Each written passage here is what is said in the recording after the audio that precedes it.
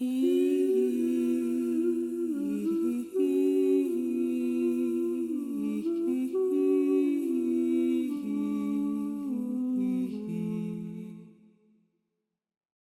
and welcome to Our Waking Dream. I am your host, Coco Swanson, and I'm so happy you're here.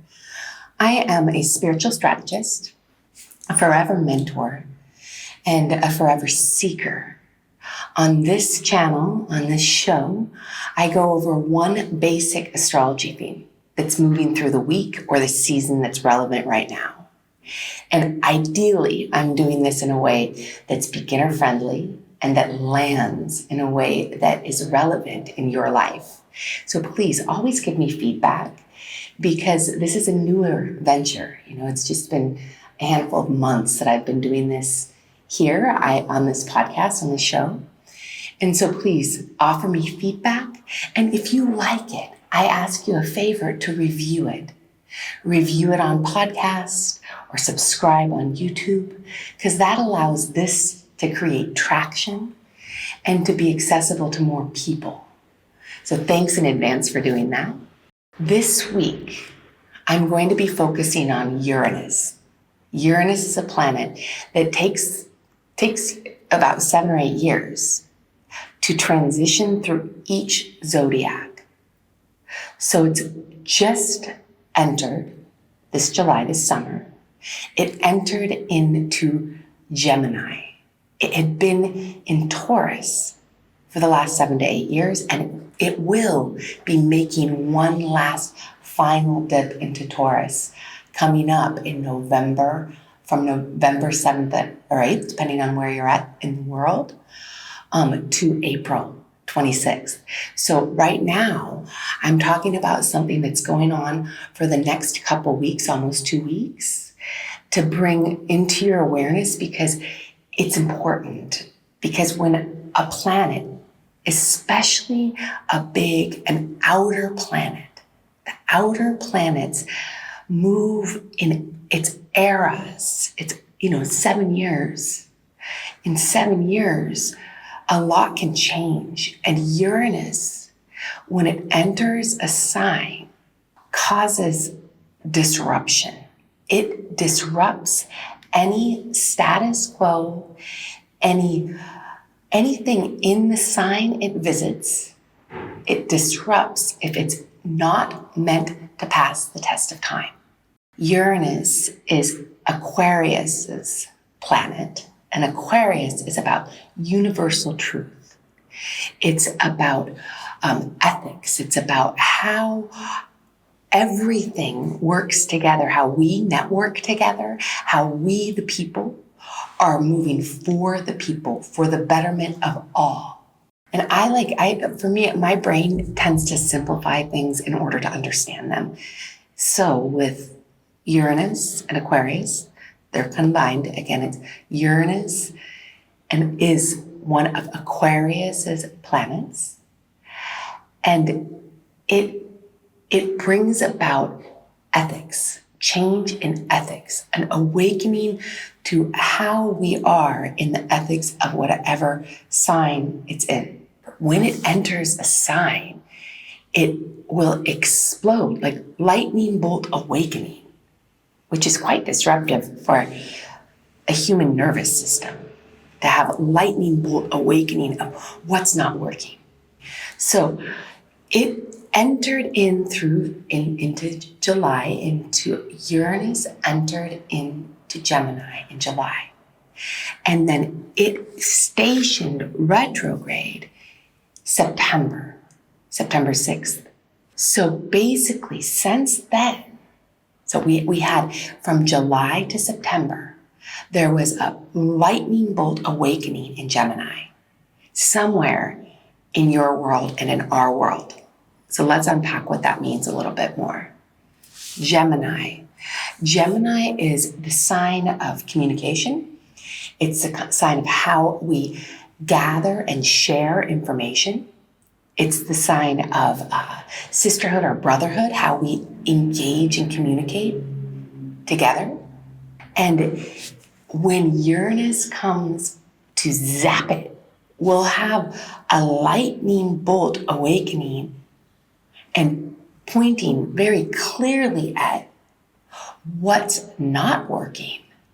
So, for instance, during this time, we're seeing AI, think sharing information, how we're sharing information, how we're sharing universal truth or non-truths. And there's a real stark awareness about how fast AI is growing. And if we need to embody ethics and how ethics and AI work together.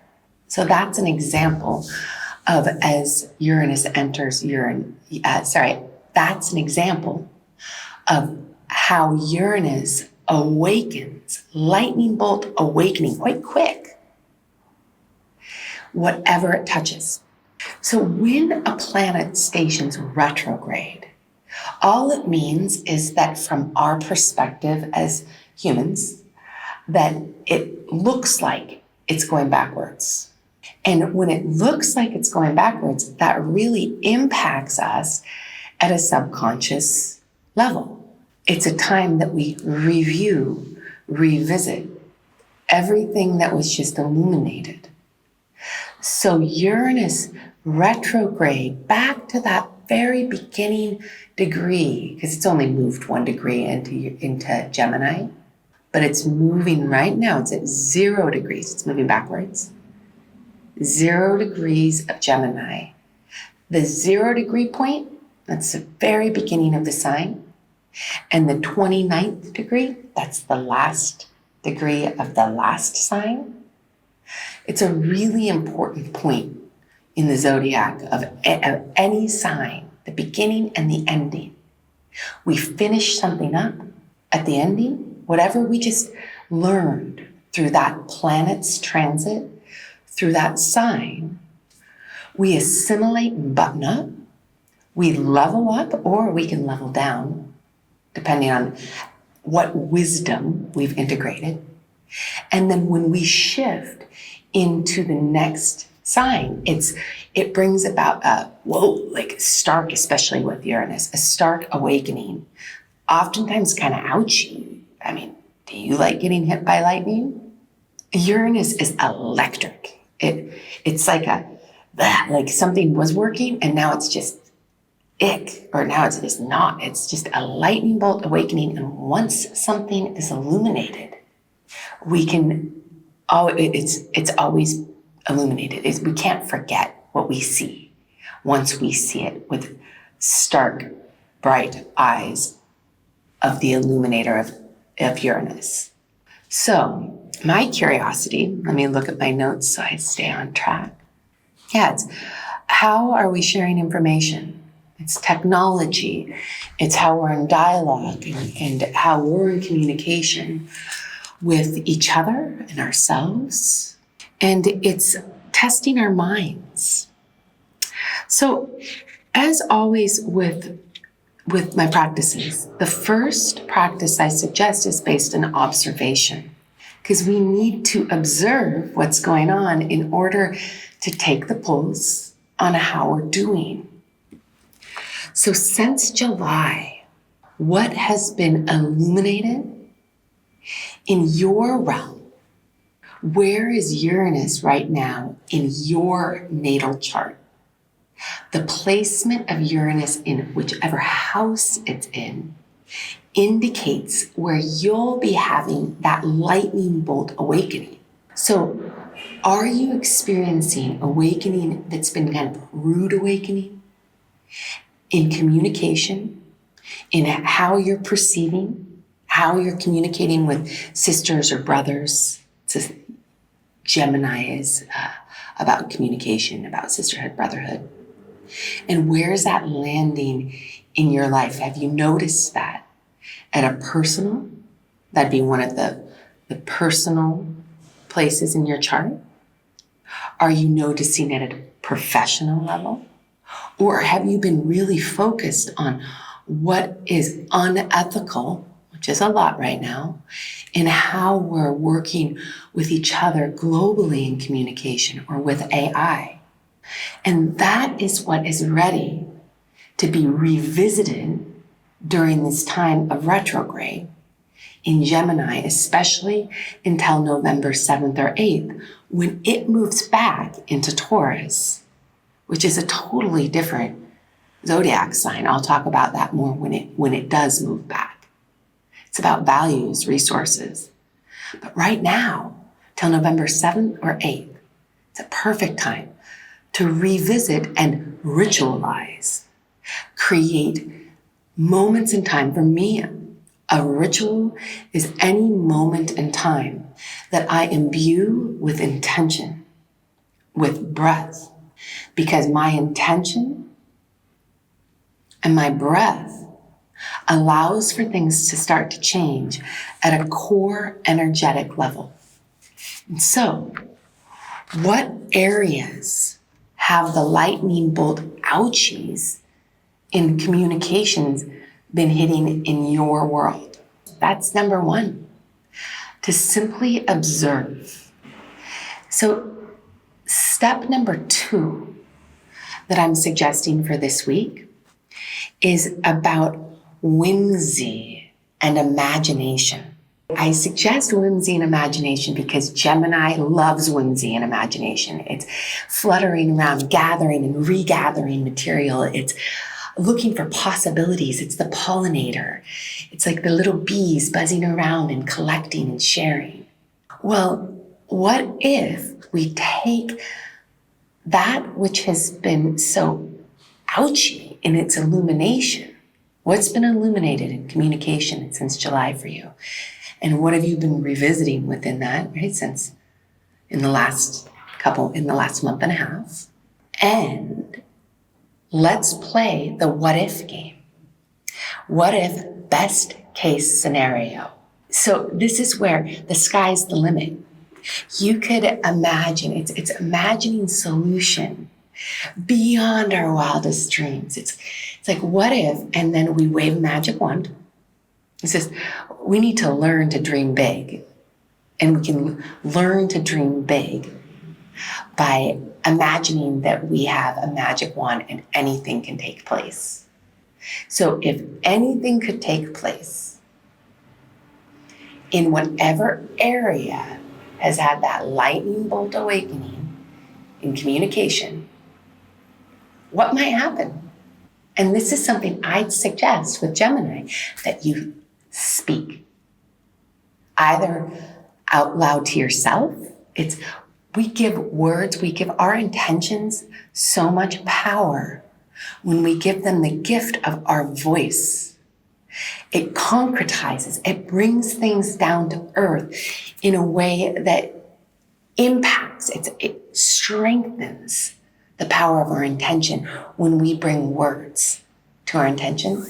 So it'd be like, what if, and then you wave the magic wand in a imagine best case scenario, and then you let it go. And imagine another best case scenario that could be entirely unrelated. You could come up with 50 different solutions for the same problem. It's about getting your brainstorming going on what works, what new solutions could land. And then it's like, oh, let me count the ways that this could end better than I'd ever imagined. That's a gift that we can give Uranus during this time of it retrograding at that 0 degree of Gemini. Is best case scenarios. Let me count the ways that this could turn out well. Practice number 3 I suggest has to do with breath. It's an air sign, Gemini. And it's governed right now with Uranus in it by a planet that's ruled by an air sign, Aquarius. Well, I can change thoughts. As soon as I recognize that I'm stuck in a thought and I choose to let it go, what happens when you exhale and you imagine, sense, and feel your thoughts leaving out your body, back into the cosmos. It's arrange and rearrange. And this I really enact if I'm at a loss for best case scenarios that I could imagine taking place for whatever the conundrum is, whatever Uranus has awakened in my life or in the world. You could imagine this for best case scenarios with how we use AI in the future. You could imagine this for, what are ethics and how we all are communicating with each other. It's any communication, technology, sisterhood, brotherhood, how we're sharing and gathering information, and how to increase ethics to pass the test of time for the good of all. So, if you have a conundrum that you can or cannot think of best case scenarios from, either way, it'll benefit from a full release. And you imagine that fluttering back around, it's like if I exhale and imagine that little bees catch the information that was stuck in my brain and gather, and they share and pollinate and release it. It releases. And I say, with this exhalation, arrange and rearrange my perception to align with the greater good of all. I am open to receive an upgrade in my ethics. I am open to receive an upgrade in our ethics. And who is the us that I'm talking about?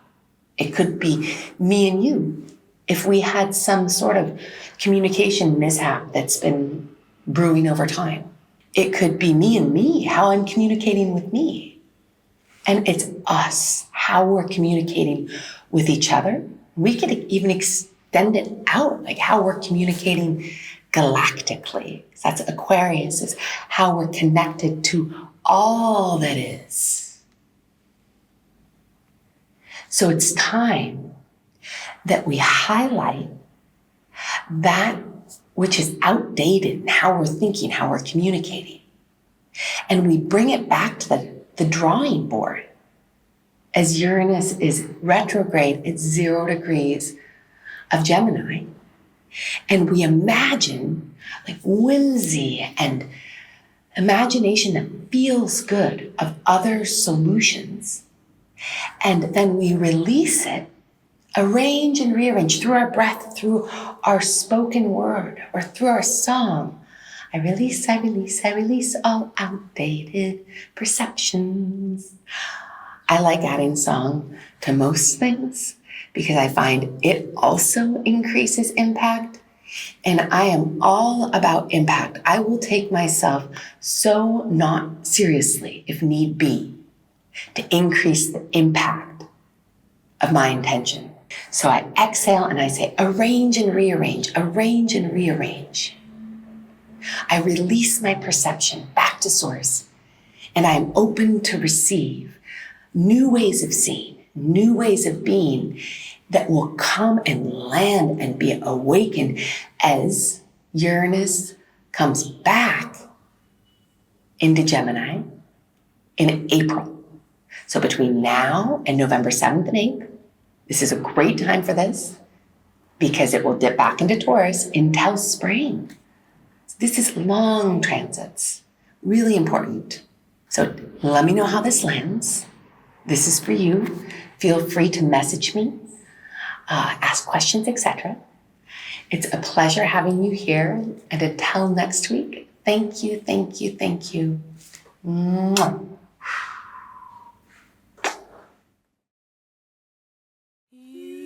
Thank you for being a part of our community here at Our Waking Dream. Please make sure to like, subscribe, and share. Fill my cup and let it overflow.